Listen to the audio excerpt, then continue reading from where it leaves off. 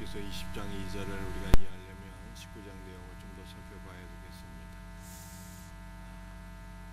21절, 22절 말씀에 나의 친구야 너희는 나를 불쌍히 여겨다오 나를 불쌍히 여겨다오 하나님의 손이 나를 치셨구나. 너희가 어찌하여 하나님처럼 나를 박해하느냐 내 살로도 부족하느냐. 욥은 많은 고난을 당하게 되었을 때에 형제들로 인하여 사랑하는 친구들로 인하여 더 고통이 가중되었어요. 그래서 욥이 친구들에게 하소연하게 됩니다. 사랑하는 친구들아 나를 불쌍히 여겨다오 불쌍히 여겨다오 이렇게 하소연하게 돼요. 그러면서 29절에 한 가지 친구들에게 경고를 덧붙이게 됩니다. 뭐라고 경고합니까? 너희는 칼을 두려워할지니라 분노는 칼의 형벌을 부르나니 너희가 심판장에 있는 줄 알게 되리라. 여러분들 6계서 19장 우리가 어저께 살펴봤지만 예수 그리스도의 죽음과 부활과 재림에 관한 그 욥의 소망을 보여주고 있어요. 그래서 29절 말씀은 예수님께서 재림하실 때 마지막 심판이 있다는 것입니다. 어떤 심판입니까?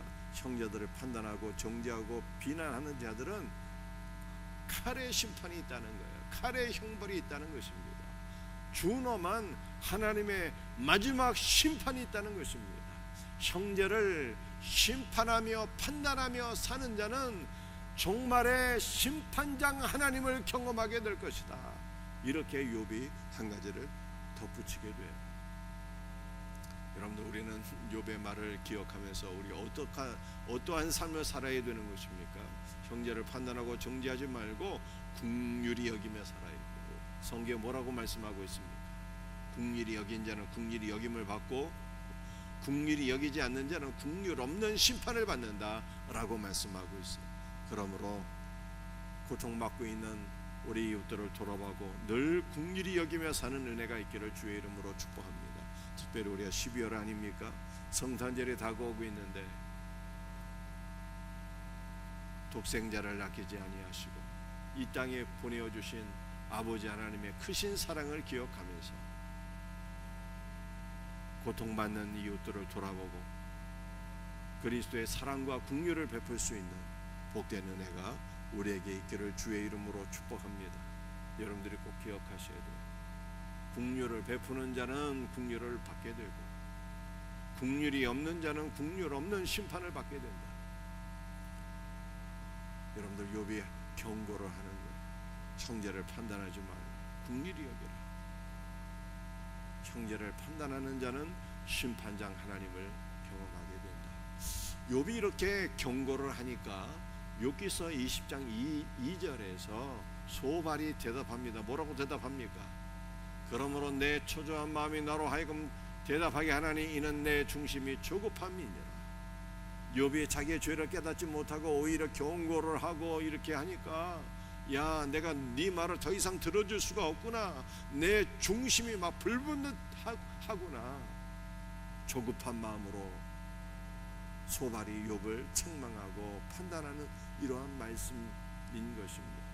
그러므로 우리는 소발처럼 이렇게 조급한 마음으로 형제를 판단하면 안 된다라고 하는 것을 욥기서가 다시 한번 강조하고 있는 거예요. 여러분들 우리는 하나님께서 우리 사람을 어떻게 창조하셨어요? 귀는 두 개로 입은 한 개로 창조하셨잖아요. 형제의 말에 귀를 기울여 경청하고 공감해야 돼요. 이게 인간관계의 기본인 거예요. 형제의 말을 귀를 기울여 경청하고 공감해야 되는 것입니다.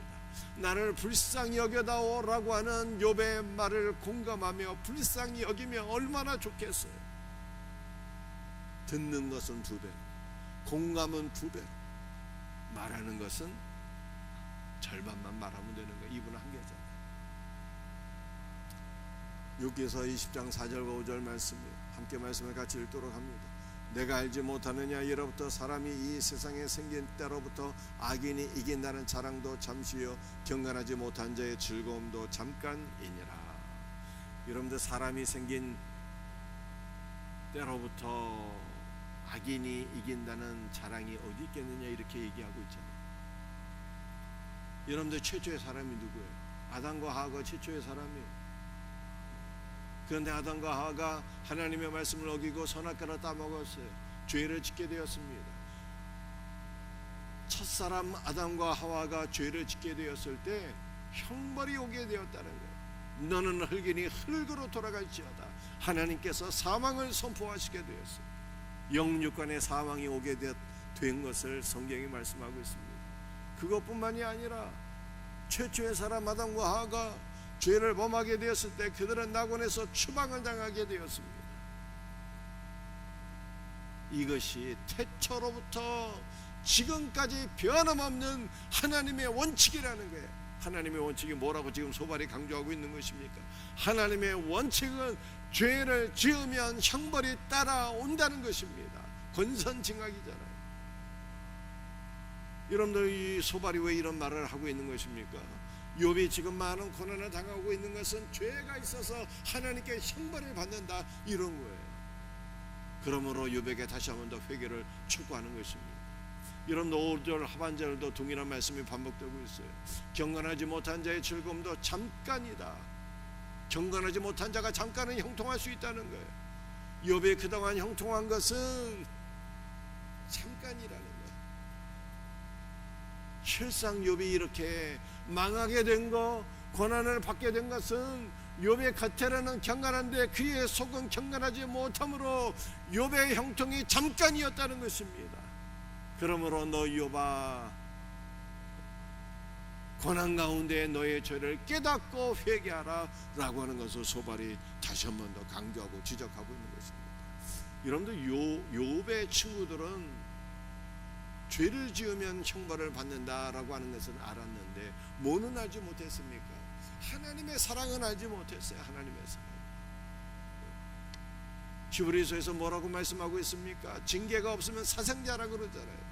하나님께서 사랑하시는 자들은 특별히 강하게 훈련시키신다라고 하는 것을 알지 못했어요. 여러분들, 욥은 죄가 있어서 형벌을 받는 것이 아니었어요.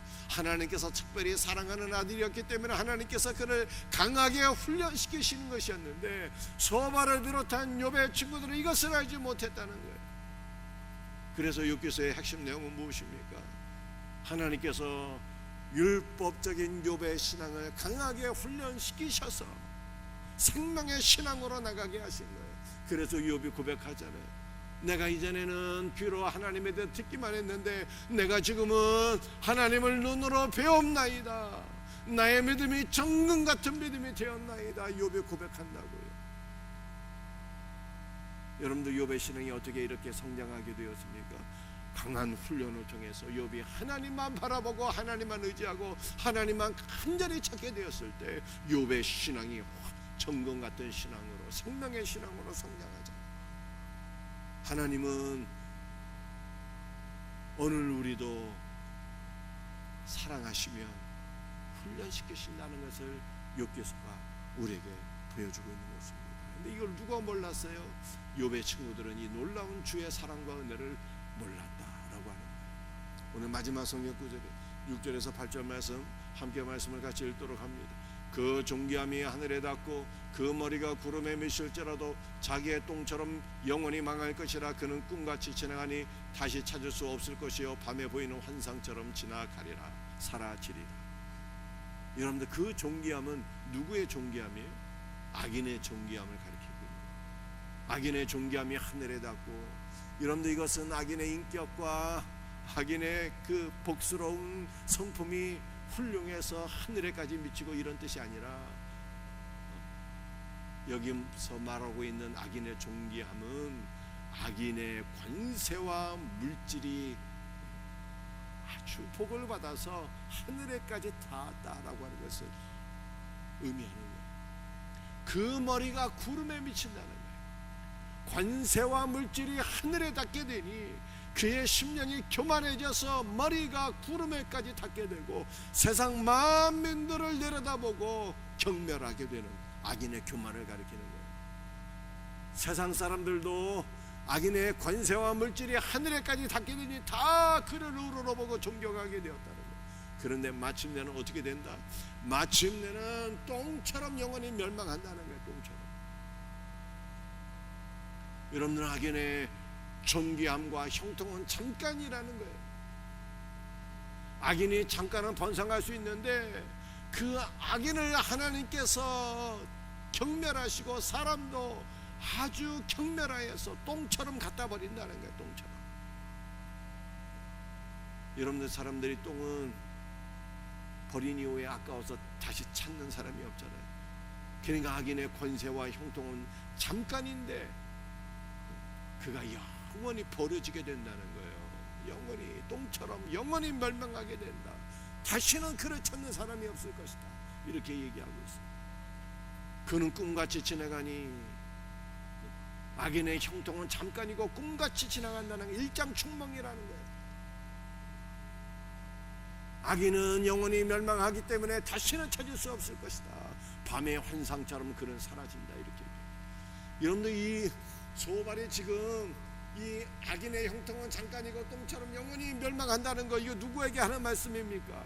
욥에게 하는 말씀이죠. 여러분들, 욥이 누구예요? 사랑하는 친구인데 어떻게 이렇게 독설을 뿜어낼 수 있습니까? 어떻게 이렇게 사랑하는 친구에게 저주에 저주를 더할 수 있는 것입니까? 이게 얼마나 악하고 무서운 말이에요. 여러분들, 우리 하나님은 어떤 분이신가요? 하나님은 악인에게도 은혜를 베풀어 주셔서 그 죄를 깨닫게 하시고 회복시켜 주시는 분이에요. 여러분들, 욥기서 20장 6절에서 8절에 해당되는 사람이 있었어요. 그는 욥이 아니라 바로 느부갓네살이었어요. 느부갓네살의 그 존귀함은 하늘까지 닿게 되었어요. 그의 관세는 땅 끝까지 미치게 되었습니다. 세상 만민이 그를 우러러보게 되었어요. 그런데 그의 심령이 교만하게 되었을 때에, 보라, 나의 이인 손으로 천하만국을 세우노라. 마치 하나님처럼 그의 마음이 교만해지게 되었을 때 하나님께서 그를 권야에서 쫓아버리셨잖아요. 그가 짐승처럼 살게 되었어요. 그러나 하나님께서 그를 긍휼히 여기셔서 깨닫게 하셨어요. 천하만국을 다스리시는 하나님이 계시다라고 하는 것을, 만왕의 왕이 계신다라고 하는 것을 깨닫게 되었어요. 그가 하나님 앞에 비로소 자신의 죄를 깨닫고 겸비하게 되었을 때, 회개하게 되었을 때 하나님께서 그를 권자로 다시 회복시켜 주셨어요. 우리 하나님은 어떤 분이십니까? 악인도 죄를 깨닫고 회복시켜 주시는 분이에요. 그런데 여러분들, 하나님의 자녀들이 어찌 회복되지 않겠어요? 고난 가운데 어찌 망하겠습니까?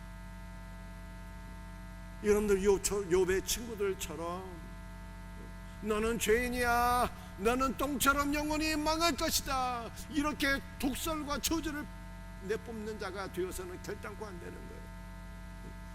왜냐하면 하나님은 죄인에게도 죄를 깨닫게 하시고 회복시켜 주시는 분인데 어찌 하나님의 자녀들을 회복시켜 주시지 않겠습니까?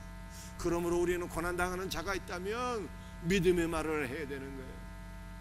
네가 지금 고난을 당하는 것은 예수님과 함께 고난을 당하는 것이야. 예수님은 고난 가운데 부활 승리한 것처럼 너도 고난 가운데 부활 승리를 경험하게 될 거야. 하나님은 너를 사랑하시고 하나님 너를 회복시켜 주실 거야. 여러분들, 이러한 회복의 말, 믿음의 말, 소망의 말, 축복의 말을 하고 살아야 되는 거예요. 이와 같은 은혜가 있기를 예수님의 이름으로 축복합니다. 말씀을 마치겠어요. 형제를 판단하지 말고, 정죄하지 말고, 회복의 말, 축복의 말을 해줘야 돼요. 긍휼히 여기며 축복의 언어가 우리 입에서 나와야 되는 거예요. 이와 같은 은혜가 있기를 예수님의 이름으로 축복합니다. 기도하시겠습니다. 아버지 하나님, 감사와 찬송과 영광을 주 앞에 드립니다. 우리의 사랑하는 성도들, 오늘 새벽에도 추운 날씨에도 불구하고 새벽을 깨워 기도하고 있사오니 성령을 부어주옵소서. 우리 사랑하는 성도들의 기도의 문을 열어주시고 은혜와 응답을 부어주시옵소서. 함께하여 줄 줄로 믿습니다. 예수님의 이름 받들어 간절히 기도드리옵나이다.